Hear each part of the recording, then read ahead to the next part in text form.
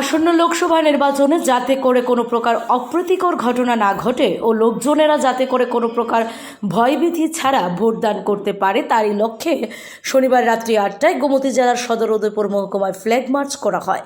Flag মার্চে উপস্থিত ছিলেন গোমতী জেলার জেলা শাসক তরিত কান্তি চাকমা, গোমতী জেলার পুলিশ সুপার নমিত পাঠক, অতিরিক্ত পুলিশ সুপার শফিক দে, মহকুমা পুলিশ আধিকারিক অজয় দেববর্মা, মহকুমা শাসক জয়ন্ত ভট্টাচার্য, রাধাকিশোরপুর থানার ওসি বাবুল দাস সহ বিএসএফ ও সিআরপিএফ টিএসআর উপস্থিতিতে ফ্ল্যাগ মার্চ করা হয়।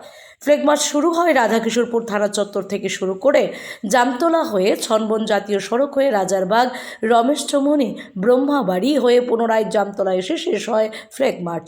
ফ্ল্যাগ মার্চ শেষে সংবাদ মাধ্যমের মুখোমুখি হয়ে জেলা শাসক ও পুলিশ সুপার জানান, হয়তোবা ইলেকশন কমিশন থেকে তারা ডেট দিয়ে দিয়েছে এবং সেটা আমাদের 19 তারিখে এবং আমাদের 26 তারিখে দুদিনে আমাদের ফেজ 1 ও ফেজ 2 হতে চলেছে। যার কারণে আমরা আজকে আমাদের ফ্ল্যাগ মার্চ মানে এরিয়া ডেমোনেশন করতে চলেছি।